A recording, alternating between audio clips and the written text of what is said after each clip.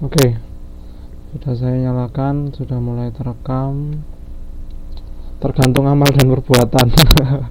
Tapi kan kita kan amal dan perbuatan yang lurus mbak, yang positif lah kita itu. Makan citos. Apa belum bayar itu ya? Belum bayar SPP ya ini. Nanti ditarik sama Mbak Yeni lagi. Mbak Yeni. Oke, sudah dibuka semua ya. Saya buka perkuliahan online malam hari ini, hari Minggu, tanggal 6 Oktober. Assalamualaikum warahmatullahi wabarakatuh. Selamat malam. Wan An, kalau bahasa Cinanya ya. Hanya tahunya itu saja sih saya. Nah, ini sebelum kita mulai juga saya mau ngabsen dulu. Rutinitas ya harus diabsen karena ini nanti juga dilaporkan. Ini ada pertanggungjawabannya. Rada kemersek lagi. Kemerseknya gimana? Masih gak enak didengar atau gimana ini? Di akhirat loh. Jelas apa enggak ini suara saya? Jelas, Mbak Iis. Oh, Mbak Iis dari Subang. lumayan gak enak apa lumayan apa ya, Mbak? Yang lumayan tuh pasti setengah-setengah itu. Oke ya, sambil saya absen dulu. Di sini yang hadir malam ini ada Mbak Yusni, ada Mbak Friska, ada Mbak Iis, Mbak Sulastri, Pak RT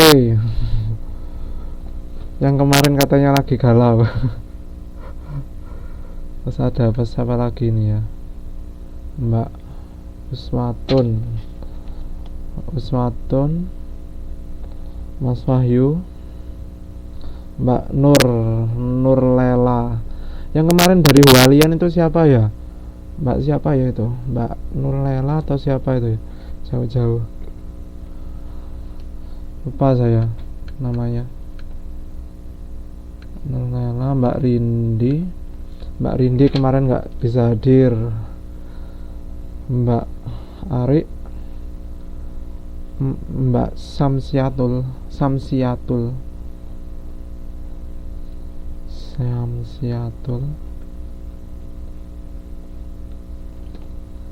dalam hadir nggih.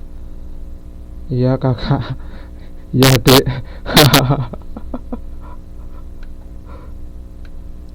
Oh sudah, ini Mbak Samsiatul, Mbak Siamsiatul. Panggilannya gimana ya ini enaknya? Mbak Samsiatul ini yang terakhir. Berarti ada 1 2 3 4 5 6 7 8 9 10 11. Kayak kemarin pas TTM berarti ada 11 orang. Yang lainnya nanti join ya di belakang. Langsung join aja. Mungkin masih dalam OTW, on the way atau gimana. Yang jelas kita bisa mulai perkuliahan malam hari ini. Dibuka modul 7, kita mempelajari bersama tentang model just in time. Nah, telah disinggung ya kemarin kalau nggak salah, atau saya belum menyinggung ya. Pada modul 6 kan sudah dijelaskan kemarin tentang bagaimana garis besarnya manajemen persediaan itu. Nah, nanti di sini dalam model just in time akan benar-benar diuraikan bagaimana manajemen persediaan dengan model just in time yang nantinya dapat istilahnya meminimalisir biaya-biaya, baik itu biaya persediaan atau biaya pergudangan atau carrying cost atau yang lainnya, sehingga nanti dapat meningkatkan, di satu sisi dapat meningkatkan produksi, dalam artian pendapatan dari setelah produk itu terjual.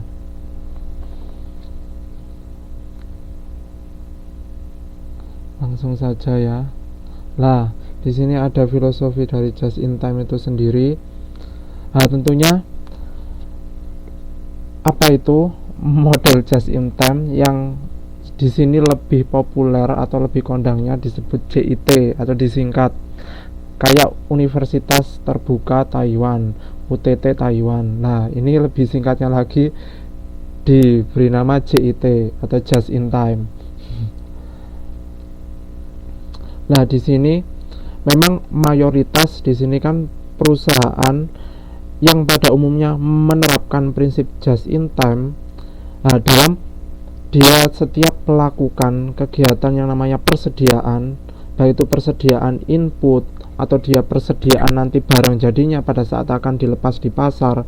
Nah, di sini tuh sama dengan 0 atau mendekati 0. Tapi pada umumnya biasanya lebih baiknya itu mendekati dari 0, jangan sampai 0 sama sekali. Kalau 0 sama sekali, dia pada saat misal dia itu persediaan untuk input di sini material bahan baku ya. Nah, waktu itu dia 0, kemudian suatu ketika dia mau berproduksi lagi karena ada permintaan lebih di pasar dan dia tidak mempunyai bahan pengaman atau persediaan pengaman. Lah, akhirnya apa? Tersendatlah atau terganggunya proses produksi itu sendiri. Nah, di sini dalam filosofi just in time juga ada istilah afal, yaitu menghilangkan berbagai macam yang dimaksud dengan afal. Nah, afal itu sendiri kalau kita pelajari pada modul-modul sebelumnya itu apa? Kita pernah singgung pada modul 4 atau berapa ya itu? Modul 4 atau modul 5 ya? Nah, apa itu yang namanya afal itu sendiri? Ada yang bisa menjelaskan nggak? Sisa bahan atau barang dalam proses yang tidak dapat lagi digunakan atau diolah. Ya, Mbak Sulastri Sukadi. Sisa bahan atau barang dalam proses yang tidak dapat lagi digunakan atau diolah. Ya, itu juga salah satu secara definitif dari apa yang dimaksud dengan afal itu sendiri. Yang lainnya, recycle. Ya, produk yang dibuang. Bisa jadi barang tidak berguna lagi. Oh, nggak berguna dia. Sampah. Sesuatu yang tidak memberi nilai tambah. Ya, tidak memberi nilai tambahan ya. Added value dari suatu produksi perusahaan itu sendiri. Mbak Ari, Mbak Sulastri, Mbak Sulastri, Mbak Yusni. Oke. Ada yang lain lagi? Afal itu apa? Nah, ini juga nanti ada berkaitan dengan biaya pencegahan sama biaya kegagalan. Nah, bagaimana itu juga perusahaan itu memanajemen dari kedua biaya itu sendiri, yang nantinya bisa meminimalisir adanya afal itu sendiri. Sudah nggak ada lagi mas-masnya ini? Ada dua apa sudah ada 3 ini? Nah, itu apa? Ayo kok nggak berpendapat ini? Belum ada yang berpendapat ini. Yang berpendapat ini orang yang sama terus pada tiap kali kita bertemu. Mbak Uswatun, Mbak itu, Mbak Friska, typing. Apa ini yang diketik? Jadi nantinya akan lebih jelasnya ada berbagai macam bentuk afal itu sendiri. Ada lebih spesifik dan lebih terklasifikasikan. Jadi nggak tertuju pada afal itu selalu produk gagal, yang memang produk gagal itu salah satu bagian afal, tapi nanti ada berbagai macam afal itu apa saja sih?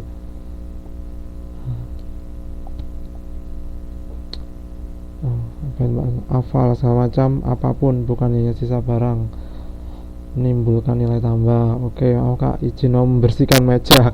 Walau gigi monggo. Membersihkan meja. Banyak yang lagi nyambi nih ya teman-teman, segala macam tidak hanya masalah. Oke, semuanya oke.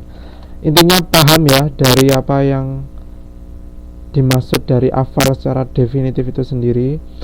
Kalau iya maklum, lu jangan itu kita bukan TKW. Kalau menyebutnya secara bahasa sederhananya, bahasa yang paling sopan apa ya, personal nursing ya, kalau nggak salah saya pernah dengar. Atau apalah itu yang di rumah tangga. Kalau yang lainnya pahlawan devisa ya, memang sih salah satu sumber pendapatan negara kan dari teman-teman semuanya ini. Jadi sangat besar memang jasanya teman-teman. Oke, lanjut ya. Kok malah nyelewor. Dan lanjut pada klasifikasi secara lebih rinci, AFAL itu apa saja. Lah di sini itu ada definitifnya sudah. Ini menurut dari Pak Agus Ahyari, Dr. Agus Ahyari MBA. Lah itu seperti itu, segala macam apapun bukan hanya sisa bahan atau barang proses yang tidak bermanfaat, yang tidak menimbulkan nilai tambah atau tidak menimbulkan nilai tambah. Di sini tidak ada keuntungan yang bisa didapatkan oleh perusahaan itu sendiri setelah dia melakukan proses produksi dan terbentuknya suatu produk, baik itu barang atau jasa. Tapi lebih enaknya di sini kita membahas pada perusahaan manufacturing. Di sini nanti kebanyakan membahas tentang manufacturing, bukan jasa, agar lebih jelas bagaimana aplikatifnya dari just in time itu sendiri. Ya, malahan bisa ya Pak Sulasri. Nah ini ada 7 poin dari penjabaran AFAL itu sendiri, yaitu ada penundaan, pemprosesan tidak efisien, kegiatan atau gerakan tak perlu, transportasi berlebihan, produk gagal, produk berlebihan, dan yang terakhir persediaan berlebihan. Ya, kita langsung saja pada contoh AFAL pertama, yaitu penundaan. Nah, penundaan di sini secara definitif yaitu akan menambah waktu proses, yang berarti juga akan menambah biaya proses produksi tanpa memberikan nilai. Nah, memang kadang-kalanya suatu perusahaan sudah mempunyai jadwalnya, dalam artian dia sudah mempunyai jadwal untuk proses produksi, nanti waktu-waktunya, walaupun itu nanti di shift, di situ ada shift pagi, siang, dan malam. Tapi ada kalanya juga di dalamnya itu entah karena di luar dari perencanaannya, akhirnya terdapatlah suatu penundaan. Penundaan itu kan mengganggu dari proses produksi yang harusnya nanti bisa tercapai suatu produksi dari awalnya ditarget sehari itu 1000 unit, yang kemudian akhirnya hanya 800 unit karena adanya penundaan itu sendiri. Ini kan akhirnya tidak menimbulkan suatu yang namanya AFAL itu sendiri. Nah, ini dibagi menjadi 2. Ada karena faktor teknikal dan dikarenakan karena faktor manajerial. Nah, untuk faktor teknikal di sini proses produksi itu tertunda karena hal-hal yang bersifat teknikal. Nah, teknikal kan di sini kalau masalah teknik kan tentunya berhubungan dengan apa yang namanya mesin, peralatan di dalam pabrik itu sendiri. Nah, semisal di situ suatu ketika ada kerusakan mesin dan ternyata tidak ada istilahnya mesin cadangan, ataupun di situ bisa dikatakan tidak ada suku cadangnya. Nah, tentunya kan di sini membutuhkan proses untuk bagaimana memaintain lagi. Lah, dengan adanya kerusakan mesin itu sendiri kan menghambat jalannya produksi itu sendiri. Terus kemudian di sini juga ada keterlambatan bahan. Nah, ini juga bagaimana dia melakukan kerjasama dengan pemasok itu sendiri. Nah, kalau suatu ketika juga dia tidak mempunyai bahan, atau dalam artian persediaan inputnya suatu ketika habis, dan dia juga tidak mempunyai buffering stock atau yang namanya persediaan pengaman. Nah, dan di satu sisi pula terjadi keterlambatan bahan juga. Lah, akhirnya tertunda juga. Kemudian adanya kurangnya kemampuan karyawan secara langsung. Nah, dulu masih ingat nggak pada modul-modul berapa ya itu, saya juga 2 atau 3 atau seperti apa itu. Dulu ada yang namanya karyawan terlatih, karyawan ahli dan terlatih, karyawan yang ahli tidak terlatih, karyawan yang tidak ahli tapi terlatih, dan yang terakhir karyawan yang tidak ahli dan tidak terlatih. Nah, pada umumnya untuk perusahaan manufacturing di sini membutuhkan karyawan yang mana? Ayo, masih ingat nggak? Saya yang bisa jawab di sini. Ada yang bisa jawab nggak? Ayo, masih ingat nggak karyawan yang mana yang dibutuhkan dari 4 spesifikasi tadi? Karyawan ahli dan terlatih. Masih 60, 70, bukan.